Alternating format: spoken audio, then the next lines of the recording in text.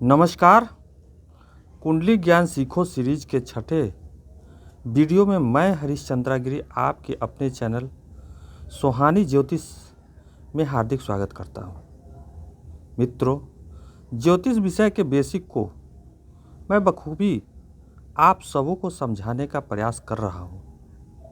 आप हमारे कुंडली ज्ञान सीखे सीरीज को लगातार देख रहे हैं तो मेरा दावा है आप अवश्य ही ज्योतिष को अच्छी तरह से समझ जाएंगे और मैं आपके सीखने का भी सभी बाधा दूर करने का प्रयास करता रहूँगा।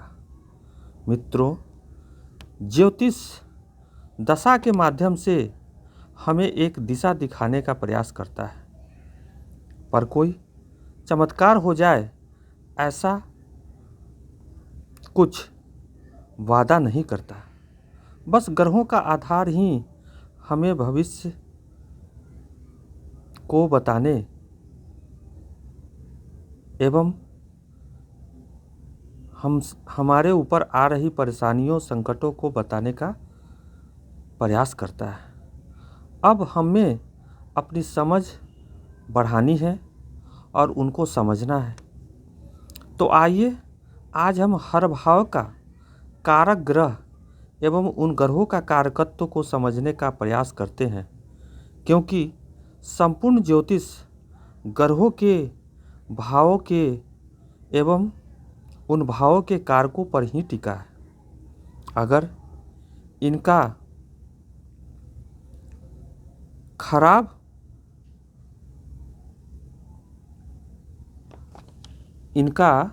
कारकत्व को आप बखूबी अच्छी तरह समझ गए तो आप ज्योतिष को अच्छी तरह से समझ सकते हैं। तो आइए प्रारंभ करते हैं।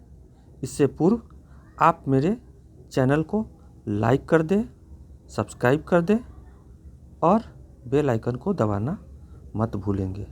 तो आइए प्रारंभ करते हैं। मित्रों, यह कुंडली वृश्चिक लग्न की आपके सामने दिख रही होगी। इस कुंडली में प्रथम भाव में 8 नंबर लिखा है, यानी यह वृश्चिक लग्न की कुंडली है। अब इस कुंडली से हम यह जानते हैं कि यह भाव हमें फल देगा और इस भाव के फल हमें मंगल देव यानी वृश्चिक राशि के स्वामी मंगल देव होते हैं। कुंडली में चाहे कहीं भी बैठे हो, पर मंगल देव हमें इस भाव का फल देने में सामर्थ होंगे। एवं इन दोनों के साथ साथ इस भाव के जो कारक ग्रह है वह भी इस भाव का हमें फल देते हैं। मित्रों, मैंने पूर्व में आपको भाव को कैसे देखते हैं नहीं बताया है। मैं संक्षेप में आपको बता देना चाहता हूँ कि जब हम किसी भाव को देखते हैं, पार्टिकुलर किसी भी भाव को हमें अध्ययन करना रहता है, रीड करना रहता है, तब हम उस भाव पर केंद्रित हो जाते हैं। जैसे यह वृश्चिक लग्न की कुंडली में हमें पंचम भाव को देखना है, जहाँ से हम संतान के बारे में देखते हैं, प्रेम संबंधों के बारे में देखते हैं, ज्ञान के बारे में देखते हैं, बुद्धि के बारे में देखते हैं, मनोरंजन के बारे में देखते हैं। अब किसी जातक की यह कुंडली वृश्चिक लग्न की अगर हो और उनके संतान को अगर हमें देखना हो तो हम इस भाव को, पंचम भाव को देखेंगे और इस पर केंद्रित हो जाएंगे। अब हम इसे देखेंगे तो सर्वप्रथम हम यह देख रहे हैं कि इस भाव में 12 नंबर लिखा है, यानी इस भाव के अधिपति ग्रह यानी भावाधिपति ग्रह गुरु होते हैं और इस भाव के कारक ग्रह भी गुरु होते हैं। मैंने अभी आपको बताना है। तो यह भाव कैसा है? इस भाव कहीं यह भाव पाप कर्तरी में तो नहीं है। पाप कर्तरी आगे मैं पाप कर्तरी शुभ कर्तरी भी बताऊंगा। फिर इस भाव पर किन किन ग्रहों की दृष्टि है, पाप ग्रहों की दृष्टि है, शुभ ग्रहों की दृष्टि है। उसके बाद इस भाव में कहीं नीच के ग्रह तो नहीं बैठे हैं, यानी यहाँ पर अगर शुक्र बैठे हैं तो उच्च के हो जाएंगे, अगर बुध बैठे हैं तो नीच के हो जाएंगे। तो अगर नीच के ग्रह बैठे हैं यानी बुध बैठे हैं तो भाव की हानि करेंगे, अगर शुक्र बैठे हैं तो उच्च के ग्रह हैं तो भाव में बल प्रदान करेंगे। इसी प्रकार से मान लीजिए कि अब इस भाव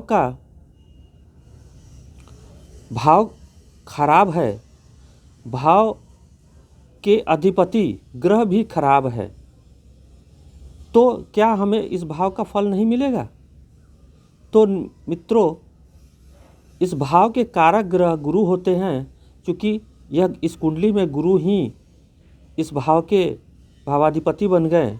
अगर दूसरी कुंडली यहाँ मान लीजिए अगर 8 नंबर लिखा है या 7 नंबर लिखा है, तुला लग्न है, तुला राशि अगर है यहाँ पर, तब इस भाव के अधिपति ग्रह गुरु होंगे। इस हिसाब से हम भाव के कारकों को देखते हैं। तो सर्वप्रथम हम प्रथम भाव के कारक ग्रह को देख लेते हैं।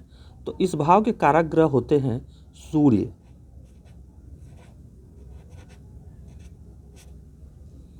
सूर्य प्रथम भाव के कारक ग्रह होते हैं। हम सर्वप्रथम इस भाव को देखेंगे, भाव के अधिपति मंगल को देखेंगे, उसके बाद भाव के कारक सूर्य को देखेंगे। सूर्य हमें स्वस्थ रहने में, किसी भी कुंडली में चाहे लग्न कोई भी हो, पर इस भाव के कारक ग्रह सूर्य ही होंगे। दूसरे भाव के कारक ग्रह गुरु होते हैं। तीसरे भाव के कारक ग्रह मंगल। चौथे भाव के कारक ग्रह चंद्र एवं शुक्र भी। पंचम भाव के कारक ग्रह गुरु। छठे भाव के कारक ग्रह शनि एवं मंगल। सातवें भाव के कारक ग्रह शुक्र। अगर कुंडली स्त्री के हो तो उनके लिए कारक गुरु भी बन जाते हैं। आठवें भाव के कारक ग्रह शनि। नवें भाव के कारक ग्रह गुरु। दसम भाव के कारक ग्रह बुध एवं शनि। एकादश भाव के कारक ग्रह गुरु। द्वादश भाव के कारक ग्रह शनि। तो मित्रों, हमने इन कारकों को समझ लिया। इसे हमें याद रखना है, क्योंकि यही कारक हमें, ये स्थिर कारक होते हैं, इसको भी आप समझ लेंगे। अब हम हर ग्रह के कारकत्व को समझ लेते हैं कि आखिर सूर्य किन किन चीज़ों के कारक होते हैं। तो मित्रों, सूर्य, ऐसे तो सूर्य बहुत से चीज़ों के कारक होते हैं, उस पर मैं ज़्यादा नहीं जाऊंगा, पर जो बेसिक जोड़ी के कारक हैं उस पर मैं फोकस करके आपको बताने का प्रयास करता हूं। तो सर्वप्रथम सूर्य को लेते हैं।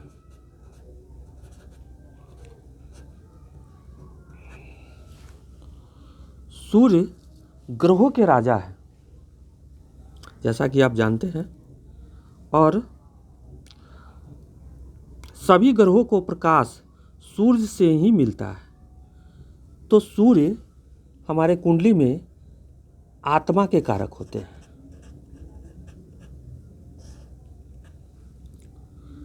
पिता के कारक, राजा, सरकार,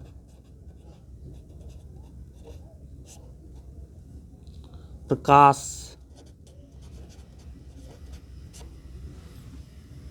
मान सम्मान, यश, ऊर्जा,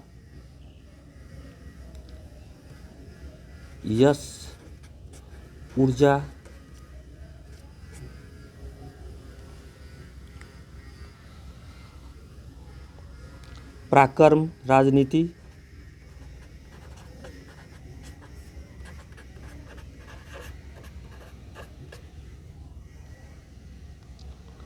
हड्डी,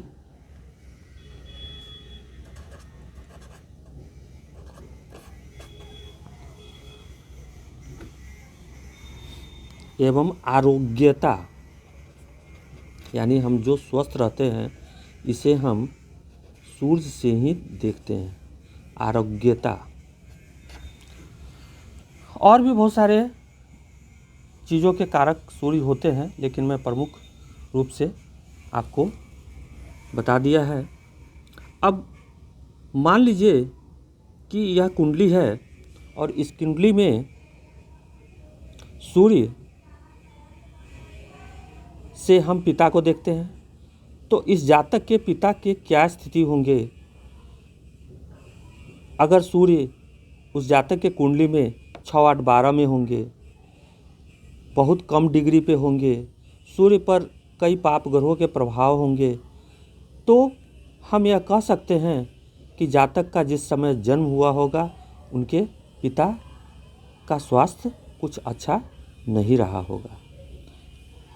इन्हीं चीज़ों को हम कारक से जानते हैं। अब हम चंद्रमा पर आते हैं।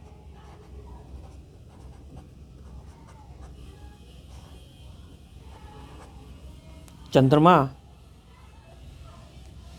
रानी कहा गया है,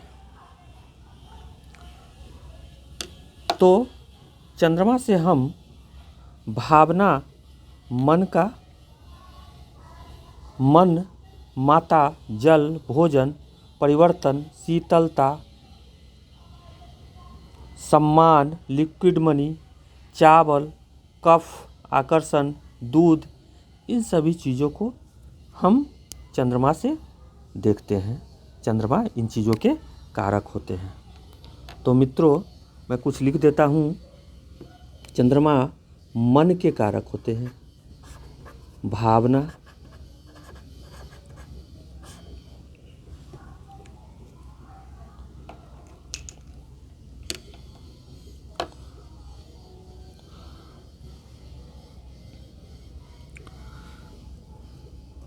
माता, जल, भोजन, शीतलता,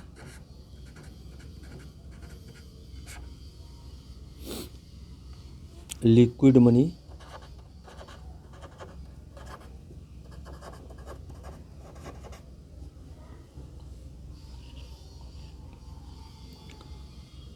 चावल,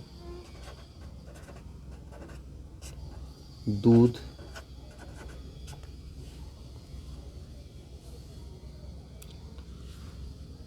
इत्यादि।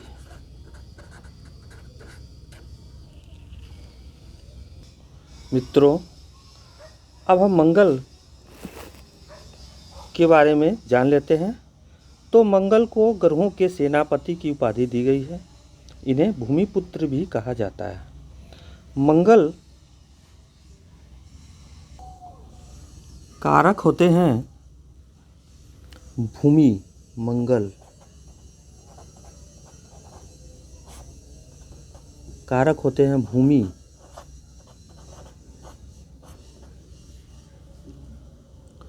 भाई, शक्ति, पराक्रम, भाई, शक्ति,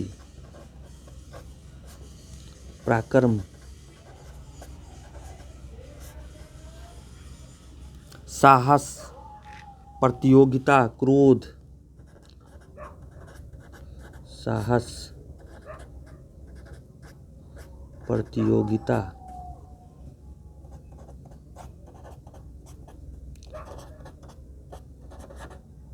क्रोध,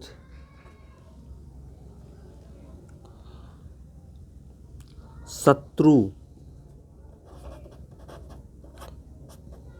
सेनाध्यक्ष, यानी जो वर्दीधारी हो, जो भी वर्दीधारी हैं, जैसे पुलिस वर्दीधारी, इंजीनियर, मैकेनिकल इंजीनियर, ये भी मंगल से देखे जाते हैं।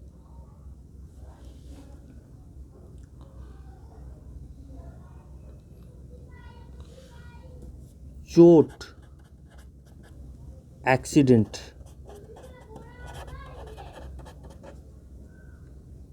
ब्लड,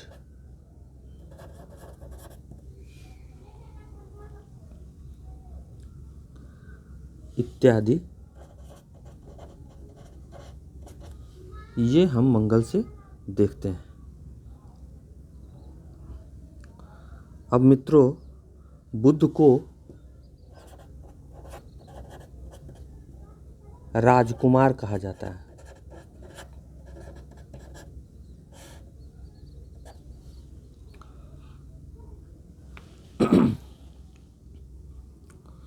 बुध बुद्धि के कारक होते हैं। बुद्धि, वाणी, बुद्धिमता,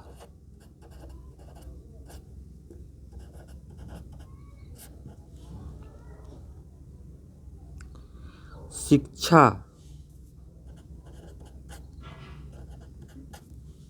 पत्रकार, इन सबों को बुद्ध से देखते हैं। गणित, तर्क शक्ति,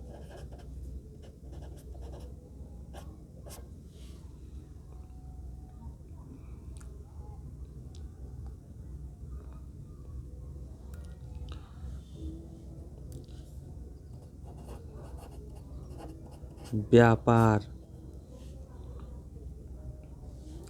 ज्योतिषी,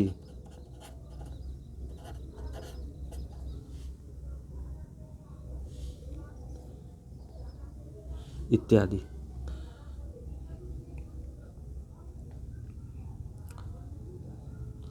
अब देवगुरु बृहस्पति की बात करें।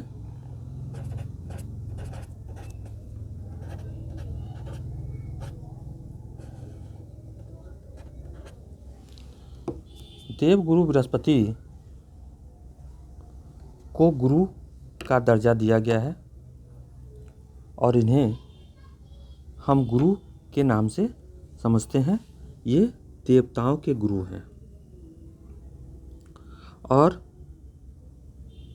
हम जो भी सीखते हैं, समझते हैं और समझकर जो ज्ञान अर्जित करते हैं, वह हमें देवगुरु बृहस्पति से ही प्राप्त होता है।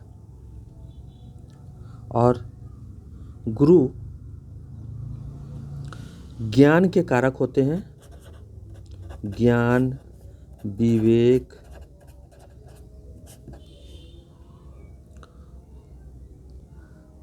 संतान, धन, संतान के कारक होते हैं, धन के कारक होते हैं। गुरु पुरोहित भी हैं, यानी कोई भी टीचर, पुरोहित। गुरु से तीर्थ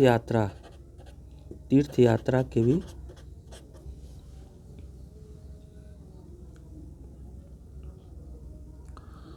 धार्मिक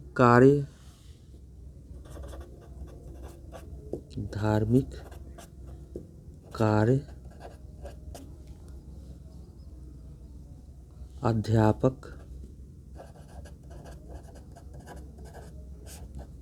धन, बैंक के कर्मचारी, इन सबों को हम गुरु से देखते हैं। अब शुक्र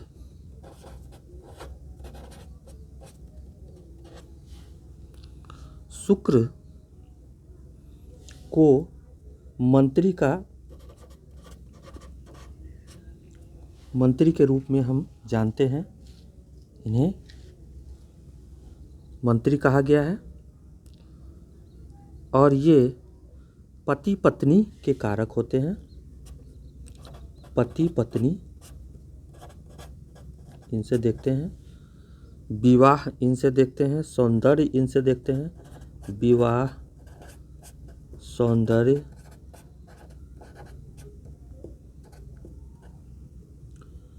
लग्जरी, शयन कक्ष, शयन कक्ष। सौंदर्य, सौंदर्य। वाहन,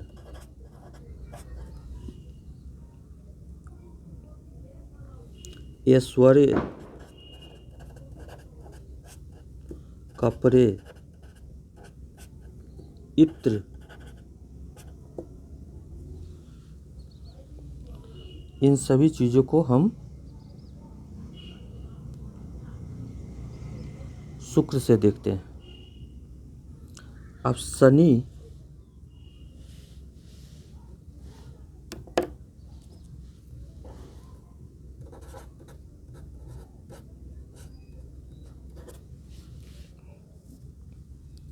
शनि को दुख का कारक कहा गया है। शनि को सेवक भी कहा गया है। तो शनि कर्म, आयु, दुख, कर्म, आयु, दुख,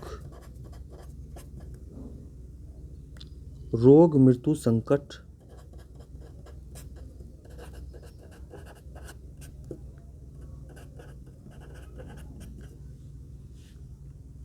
गरीबी, जॉब यानी सर्विस, नौकरी, कर्मचारी, लोहा,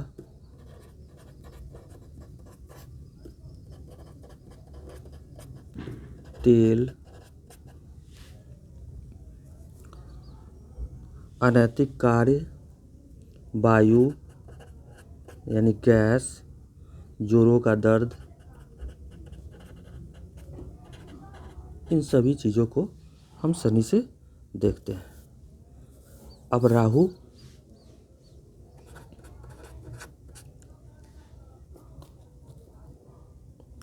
राहु का प्रभाव हमारे मन के ऊपर होता है और यह हमें दिखाई नहीं देता पर वजूद में रहता है। राहु कारक होते हैं दादा के। दादा को हम राहु से देखते हैं। चोरी, राहु से। विदेशी, विदेशी लोग, विदेशी लोग। विष, धार्मिक यात्राएं, राहु धार्मिक यात्राएं भी कराते हैं। धार्मिक यात्राएं, यात्रा।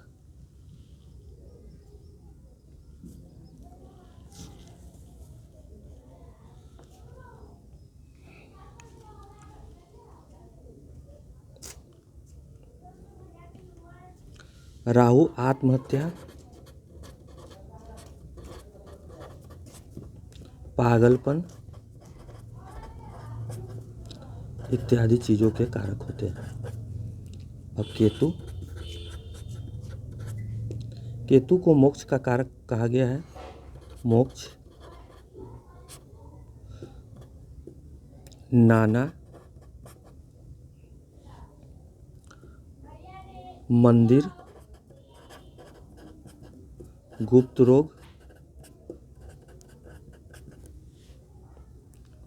गुप्त ज्ञान,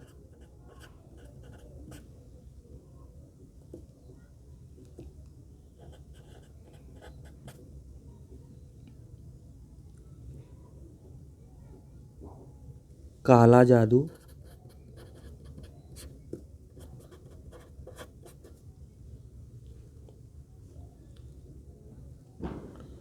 कंबल,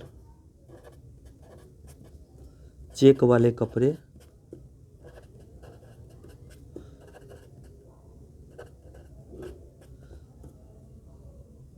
काले उजले कुत्ते इत्यादि। तो मित्रों, ये थे ग्रहों के कारक और इसी सिग्निफिकेशन से हम ग्रहों को जानते हैं, पहचानते हैं। अगर हर ग्रह का सिग्निफिकेशंस को अगर हम समझ गए तो हमें ज्योतिष समझने में बहुत ही आसानी होती है और हम ज्योतिष में बहुत आगे बढ़ सकते हैं। तो मित्रों, मुझे उम्मीद है आपने इसे नोट कर लिया होगा। आप पुनः धीरे धीरे रिवाइज करेंगे तो यह आपके स्मरण शक्ति में भी आ जाएगा और हम आगे के अध्याय में, आगे के चैप्टर में और आगे की बात सीखेंगे। आज के लिए हम यहीं पर समाप्त करते हैं। नमस्कार।